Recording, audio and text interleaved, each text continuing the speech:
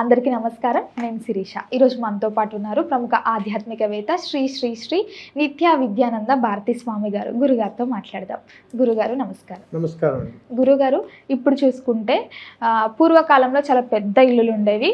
దేవుడి గదికి ప్రత్యేకంగా ఒక రూమ్ అనేది ఉండేది. ఇప్పుడు సిటీస్లో చాలా కష్టంగా ఉంది. ఒక రూమ్ దొరకడమే చాలా కష్టం. అందులో దేవుడి ఫొటోస్కి చిన్న అంటే ఒక గోడల టైప్ ఏదో షెల్ఫ్లా పెట్టుకుంటున్నాం. అసలు దేవుడి ఫోటోలు ఏ దిక్కున పెట్టుకోవాలంటారు? తప్పనిసరిగా తల్లి, ముందుగా జన్మనిచ్చినటువంటి తల్లిదండ్రులకు శిరస్సు వంచి పాదాభివందనాలు తెలియజేస్తున్నాను. భగవంతుడిని ఎక్కడ పెట్టాలి అనేటువంటి దౌర్భాగ్య స్థితిలో మనం దిగజారిపోతున్నామంటే మనం ఏమనుకోవాలి తల్లి? ఈ జన్మనిచ్చినటువంటి తల్లిదండ్రులను ఎక్కడ పెట్టుకోవాలో ఇక్కడ పెట్టుకోలేకపోతున్నాం. కంటికి కనపడినటువంటి భగవంతుని యొక్క ఫోటోలు ఏ దిక్కును పెట్టుకోవాలా అనుకుని కొట్టు చచ్చిపోతున్నాం. ఇదా ధర్మము? ఏనాడైనా తల్లిదండ్రులతో కలిసి కూర్చుని మాట్లాడటం కానీ, తల్లిదండ్రుల యొక్క ప్రతిరూపాలు హృదయ స్థానంలో కొలువుంచుకోవటం కానీ ఎప్పుడైనా జరుగుతుందా తల్లి? ఇప్పుడున్న పరిస్థితుల్లో జరుగుతుందా? అది దిగజారిపోతున్నాము. కాబట్టే మనము ఏ ఫోటోలు ఎక్కడ పెట్టాలి, ఎన్ని పెట్టాలి, ఏ దిక్కును పెట్టాలి అలా తయారయ్యారు. అందుకని శాస్త్రబద్ధమైనటువంటి విధంగా కానీ మనం ఆలోచిస్తే, పూర్వకాలంలో భగవత్ స్వరూపాన్ని మనం దర్శనం చేసుకోవాలి అని అడిగితే సూర్య భగవానుడికే నమస్కారం చేసేవారు. అంటే ఇంటి బయటికి వెళ్ళి కొన్ని నీళ్ళు అలా జల్లి సూర్యభగవానుడికి నమస్కారం చేశారు. ఈ నీళ్లు కూడా ఎందుకు జల్లేవారు అని అడిగితే, కంటికి కనపడినటువంటి కొన్ని జీవరాశులు అక్కడ తిరుగుతుంటాయి, వాటికి ఆహారాన్ని ఇచ్చినట్టు. అక్కడ ఏ శాస్త్రము లేదు, ఒక ధర్మం మాత్రమే ఉన్నది. కంటికి కనపడుతున్నటువంటి ఒక సూర్య భగవానుడు మనలో వెలుతురును, నూతన జీవితాన్ని ఇస్తున్నాడు కాబట్టి, మరుసటి రోజుకు కూడా నేను బ్రతికే ఉన్నాననే సంకేతాన్ని మనకి ఇస్తున్నాడు కాబట్టి, వెలుగును నింపుతున్నాడు కాబట్టి, ఈ దేహాన్ని ఉత్తేజపరుస్తున్నాడు కాబట్టి ఆయనకి నమస్కారం చేస్తున్నాం. ఇన్ని చేయటానికి 9 నెలలు తల్లి గర్భంలో ఉండి వచ్చినటువంటి మనం తల్లిని తన్నుతూనే బయటకు వచ్చాం. బయటకు వచ్చేటప్పుడు బిడ్డ మొక్కాలి, చచ్చేదాకా మొక్కాలి. అందుకని నమస్కారంలో ఉన్నటువంటి సంస్కారం భగవత్ స్వరూపం. అందుకని ఆ భగవంతుని ఎక్కడ పెట్టాలి అని అడిగితే హృదయ స్థానంలో పెట్టాలి. ఈ హృదయ స్థానం ఉత్తర దిక్కును పెట్టాలా, తూర్పు దిక్కును పెట్టాలా అని అడిగితే 4 రకాల దిక్కుల్లో ఇల్లులు ఉంటాం.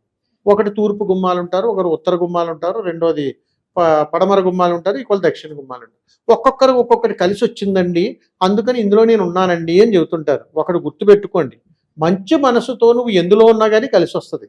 కానీ మనలో ఉన్నటువంటి ఆలోచన మానసిక స్థైర్యాన్ని చంపేస్తుంది. కాబట్టి మనం ఎదగటానికి ఇబ్బందులు ఎదురైనప్పుడు ఏదో ఒక కారణం వెతుక్కోవడం అనేటువంటిది ఈ జీవుడికి అలవాటు. కాబట్టి మనం ఎవరో ఒకరి మీద ఆధారపడిపోవడం అనేటువంటిది సమంజసం.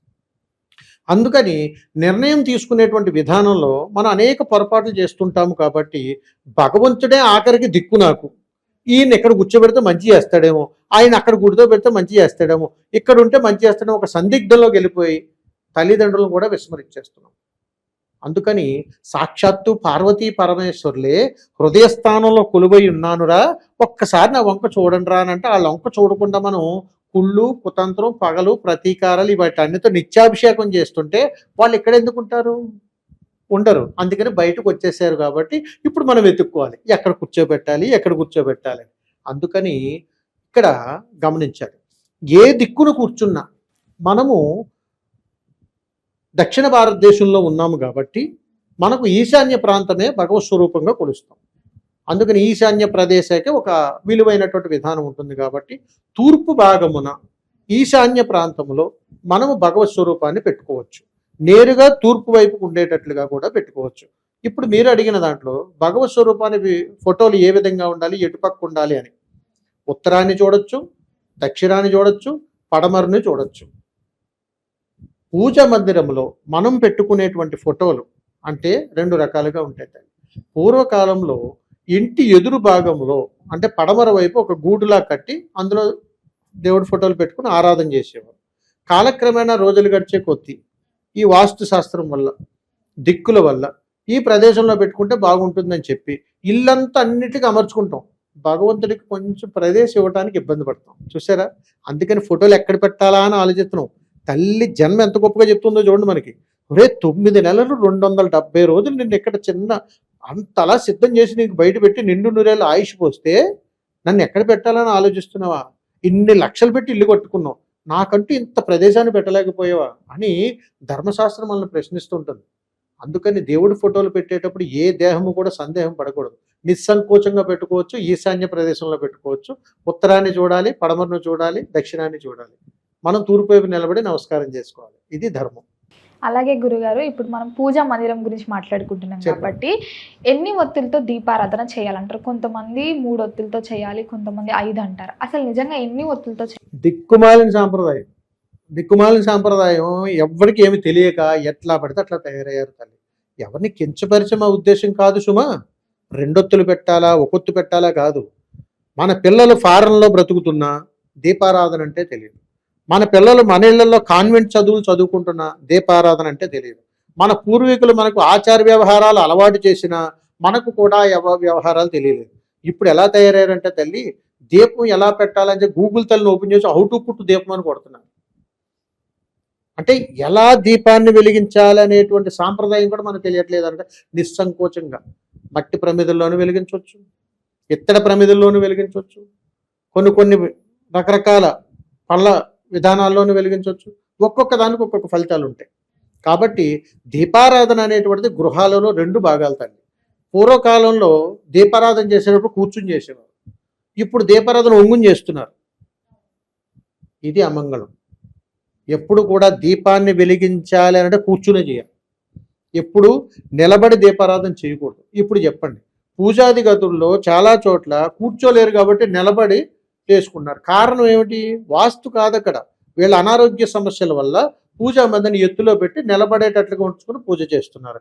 మరి అలా నిలబడి మన పూజాది గ్రతులు నిర్వహించవచ్చా?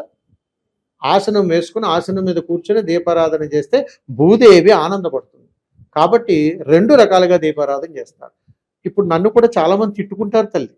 ఎందుకనంటే ఎవరు ఏదేదో చెబుతున్నారు, ఏ దీపాన్ని ఎలా పెట్టాలో అర్థం కావట్లేదు, ఏం జరగాలో అర్థం కాదు. ఒక్కటే గుర్తుపెట్టుకోండి, ఏ దీపం పెట్టినా మనం బాగుండాలి. ఏ దీపం పెట్టినా ఆ ఇంట సర్వశ్రేయస్కరం శుభం కలగాలి. ఏ దీపం పెట్టినా ఆ ఇంట సిరుల పంట కలగాలి. మరి ఇది చేస్తే వస్తుందో అది చేస్తుందో వస్తుందని నేను చెప్పడం లేదు. ఇద్దరే భగవత్ స్వరూపులు మనకి. ఎవరు?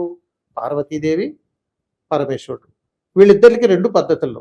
అందుకని ఏ ఇంట అయినా 2 రకాల దీపాలు పెడతారు.